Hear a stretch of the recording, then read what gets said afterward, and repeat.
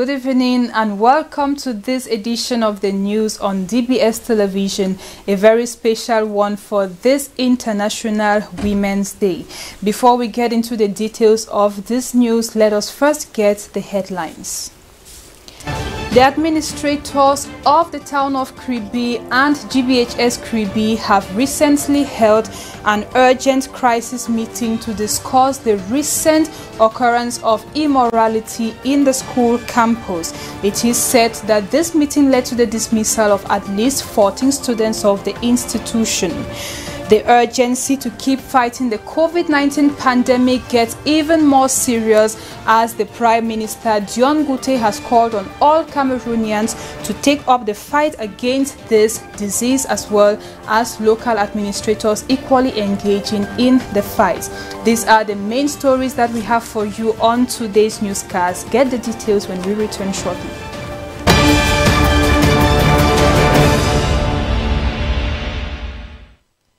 Welcome back, ladies and gentlemen. Thank you for keeping the rendezvous for today's edition of the 7 p.m. newscast in the English language here on DBS Television. I am Cynthia Ngwemo.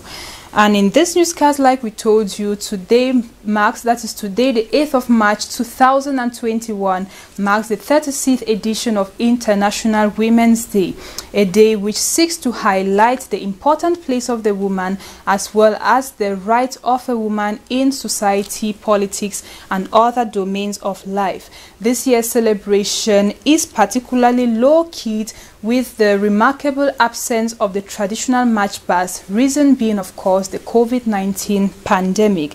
This year's theme centers on women in leadership achieving an equal future in a COVID-19 world. The first edition of an oral expression and public speaking contest known as La Fille qui Parle has taken place in the town of Yaoundé today. The initiative is aimed at encouraging young girls to speak up and express their thoughts and minds wherever they find themselves. Let's get more of the story with Ate Bonaventure. This initiative is aimed at bringing together young girls in a bid to encourage them to acquire skills on how to better express themselves in public. The 9 finalists of this first edition of the Oral and Poetic Expression Contest, dubbed La Fille qui Parle, took turns to expose on the dynamic woman, which is the theme selected for the competition. The event took place at the Nkomkana Party House under the sponsorship of the Yaoundé 2 Council. Le plan idéalisé, le portrait craché d'une femme aussi atypique dont la forme immobilise et le fond immobilise. Elle est, pour ainsi dire, l'archétype même de la mère de l'humanité.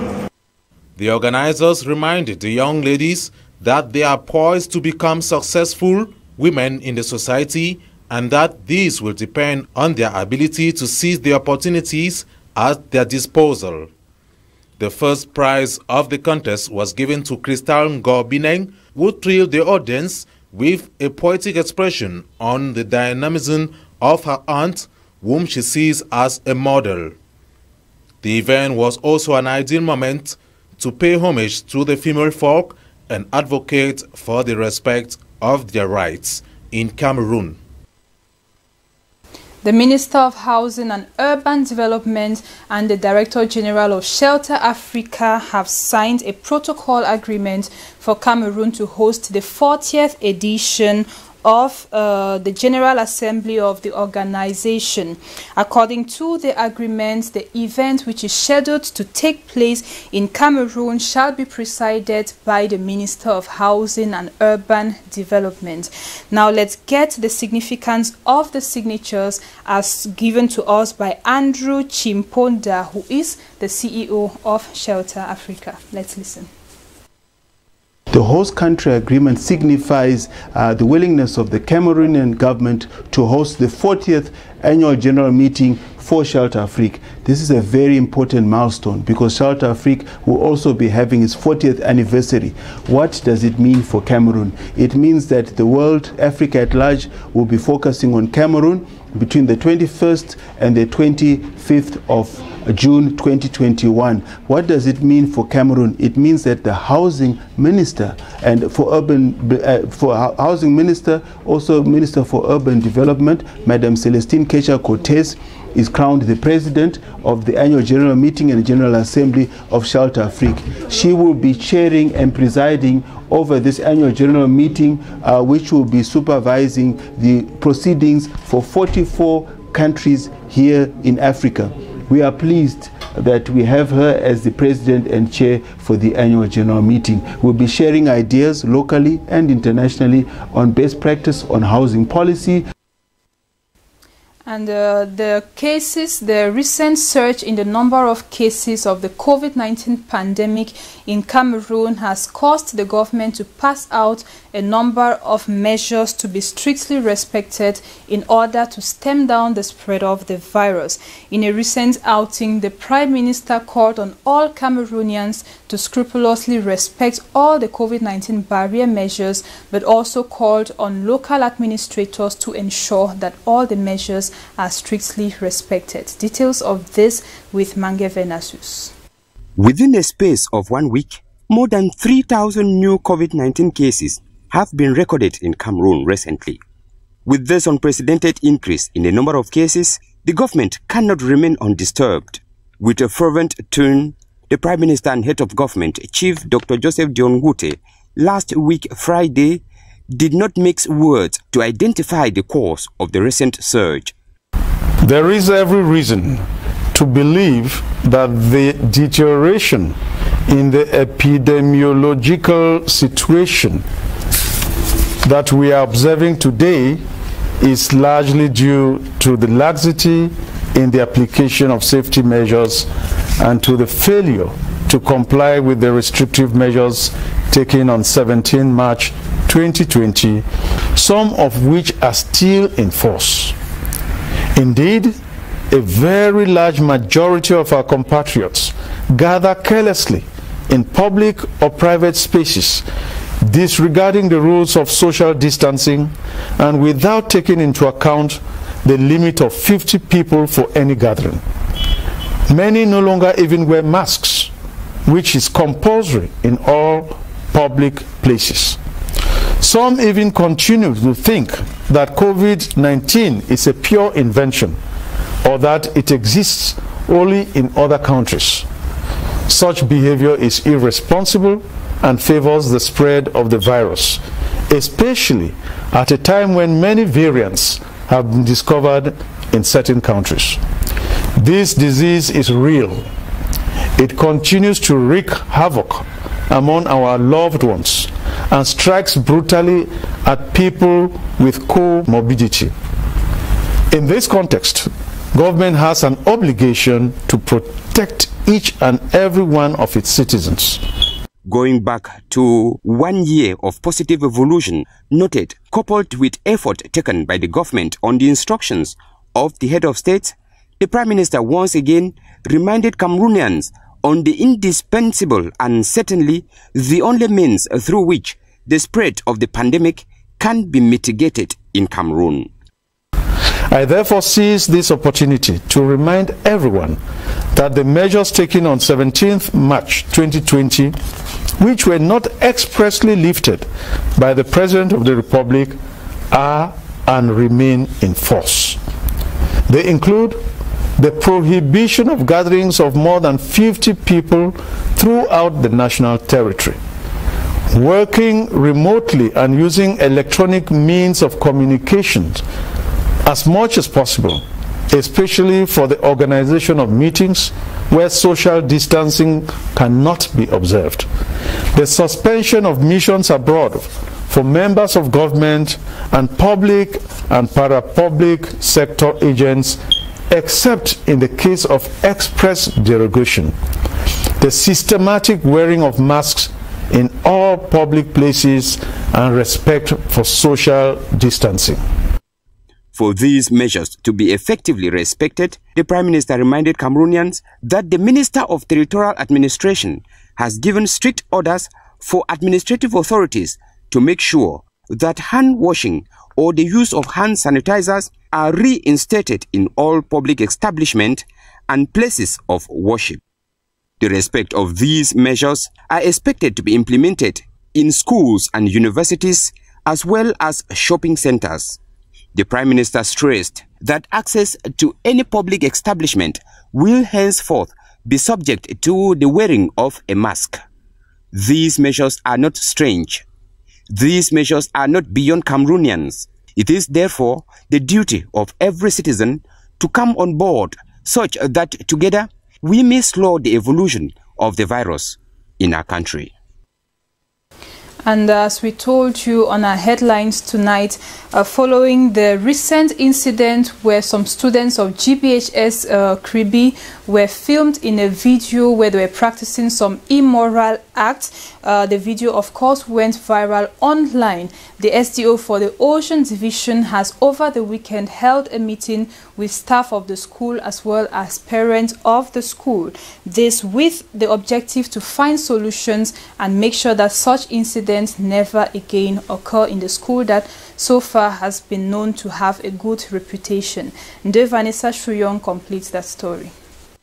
Following a recent obscene video produced by some students of Government Bilingual High School Kribi that went viral on social media, the Senior Divisional Officer for the Ocean Division, Nuhu Bello, held a crisis meeting bringing together staff and parents to diagnose the cause of such deviant behavior and chart the way forward for the students and the school. It was observed that students are going astray due to the two-shift system of education imposed by coronavirus. The laxity of some parents was equally identified, as well as the influence of social media. After highlighting the important contribution of the parents, the SDO came out of the meeting confident that all may soon be a matter of the past. We sensitize parents and teachers to stop these deviant behaviors because everybody observes that the situation is very bad as far as the morality is concerned, and parents take engagement to follow their children so that they will be sure that every child when leaving home is going to the school and after school is going back to home. For this to be possible, the teaching corps will need to bring in their own contribution, as the principal of the school explains. Everybody has to be conscious of the duty. Parents and even us. Everyone have to do the work, the job. That's the main work. Fighting against that COVID-19, trying to control those students even out of the school. The ugly win will certainly be forgotten for good, as the administration is looking forward to relaunch academic excellence in GBHS Kribi in the days ahead. It should be noted that such cases of wayward behavior had been reoccurring in this school, such as drug consumption and the alleged practice of witchcraft. And still in this same line, information just getting to us insinuates that there are rumors that 14 students have been dismissed from the institution, which is of course GBHS Kribi, for their alleged involvement in the obscene videos. While this information is still to be confirmed, we shall of course bring you more on the story as we get more information. Now over to the north, that is the far north region of Cameroon. Following high presence of armed groups in this part of the country, and notably with the participation of youth in them, an NGO for local development called ALDEPA has organized a workshop in Maroua to sensitize youth of the region on promoting dialogue and avoiding violent extremism. Youth of Maroua who took part in this seminar are now expected to actively take part in the prevention of recruitment of other youth in terrorist groups. Matthew Wandu, who is the general coordinator of ALDEPA, explains more in the following excerpt.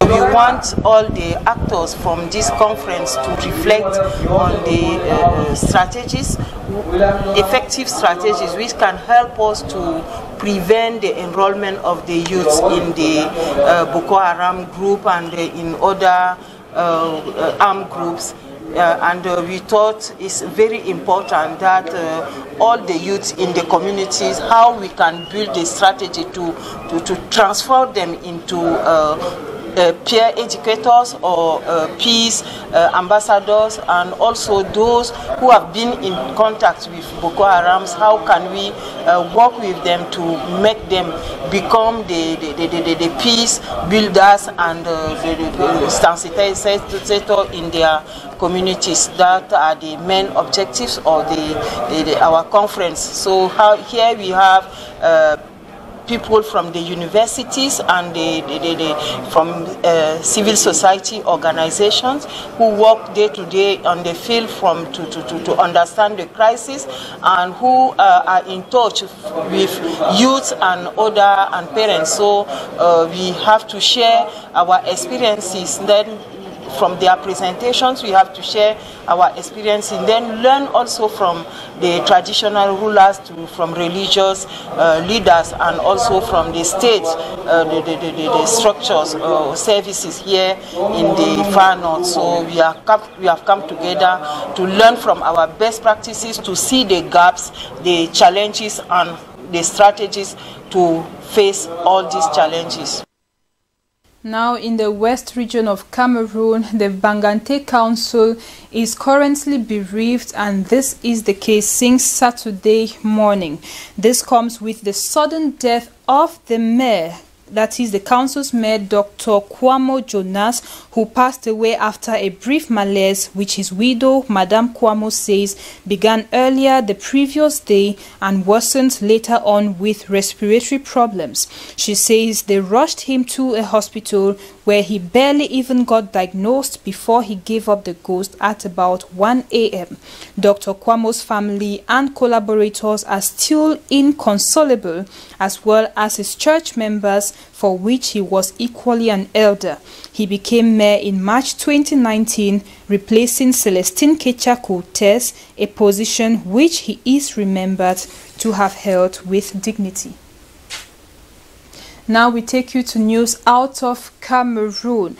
At least 20 people have been killed in an explosion and 600 other people wounded in that same explosion which occurred in a military camp. The cause of this explosion is still to be identified. In Ivory Coast, the opposition is claiming victory over Saturday's legislative elections. This comes after the announcement of provisional results by the National Electoral Commission. And over in the United States, the trial of Derek Chauvin, who is the police officer accused of killing George Floyd last year, has begun today. Quiet protests are ongoing in the nation in observance of this trial. Details of these stories in the Africa and World Roundup page with Rogea Tububa, our intern. In Equatorial Guinea, at least 4 powerful blasts hit a military camp, causing casualties that resulted to the killing of at least 20 people and wounding more than 600 others. The impact of the explosion caused damages in almost all the houses and buildings in the economic capital, Bata. President Teodoro Obiangema said the accident had occurred after local farmers allowed a fire in the area to burn out of control, setting alight explosives that had been badly stored by soldiers at the military camp. The city of Bata has been the victim of an accident caused by the negligence of the unit in charge of storing explosives.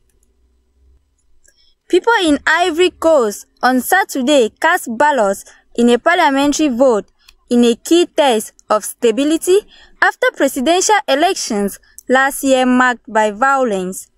In the election, more than 1,500 candidates are vying for the vote. The National Electoral Commission has released the provisional results where the ruling party is leading the vote. The main opposition and ruling party has claimed victory in the West African nation's legislative election held on Saturday. The general coordinator of the opposition party, Nyamki Kofi, reported that they had won over 128 seats out of 255. The final results are expected between today and tomorrow. In the United States of America, the trial of Derek Chauvin opens today in a court in Minneapolis, where he would be judged for allegedly killing George Floyd in May 2020. In prelude to the trial, protesters raised their first silent march for justice, a day before jury selection is scheduled. For now, Derek is facing second-degree murder and manslaughter charges. He has been released on bail and will appear in court. The process is expected to take up to 3 weeks, with arguments slated to begin on March 29. But protesters already gathered near the courthouse, with many holding up Black Lives Matter messages and demanding justice for George Floyd. Outside, thousands of protesters marched around the courthouse bearing a replica coffin covered in roses and a banner printed with Floyd's last word, "I can't breathe." That brings us to the end of today's edition of the news on DBS Television. Thanks very much for watching. I invite you to stick with us until we meet again tomorrow for a fresh edition. For now, good night and happy Women's Day to all women out there. Goodbye.